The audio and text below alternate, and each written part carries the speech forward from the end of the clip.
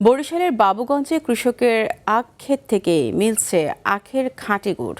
ক্রেতাদের ভেজালমুক্ত গুড় সরবরাহে তৎপর রয়েছেন কৃষক ও কারিগররা। অন্যদিকে রমজান সামনে রেখে বাঙ্গি চাষে ব্যস্ত সময় পার করছেন ফরিদপুর ভাঙ্গার কৃষকেরা।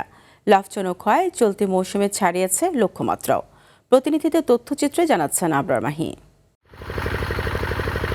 রমজান সামনে রেখে বরিশালের বাবুগঞ্জ উপজেলার দেহেরগতি ইউনিয়নের বাহেরচর এলাকায় আখের গুড় তৈরিতে দিনরাত পরিশ্রম করছেন চাষিরা। তারা বলছেন সরকারি পৃষ্ঠপোষকতায় একটি আধুনিক মাড়াই কল স্থাপন করা গেলে উৎপাদন খরচ কম হবে এবং কৃষকদের আগ্রহ আরও বাড়বে। এই আখ থেকে আমরা অনেক লাভবান হয়েছি, এটা আমরা ছাড়তে পারি না। দূর দূরান্ত জনগণ আসিয়া মিঠা নিয়ে দেয় এবং 200 টাকা করে কেজি নিয়ে দেয় এবং যারা নেয় তারাও সন্তুষ্ট।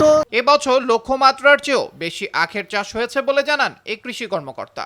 এবছর আখের লক্ষ্যমাত্রা ছিল 50 হেক্টর জমি, যেখানে আমাদের আবাদ প্রায় 50 হেক্টরের বেশি আবাদ হয়েছে। এদিকে রমজান ঘিরে চলতি মৌসুমে ভাঙ্গা উপজেলায় 30 হেক্টর জমিতে বাঙ্গি চাষের লক্ষ্যমাত্রা থাকলেও কৃষকদের আগ্রহে আবাদ হয়েছে প্রায় 55 হেক্টরে। তবে কৃষকদের অভিযোগ কৃষি অফিস থেকে তেমন সহযোগিতা পাচ্ছেন না তারা। আমরা যে বাঙ্গি চাষ করি, বাঙ্গি সারা দেশের মানুষই নেয়। কিছু যায় না, কেউ গেলি পরে আসবে কিনা আসবে জানি না, তারা বর্তমানে আমাকে এই দেশে আসেই না। তারা যদি সহযোগিতা করতো, দেখতো, তাহলে আমাকে ফল আরো তাড়াতাড়ি ধরতো।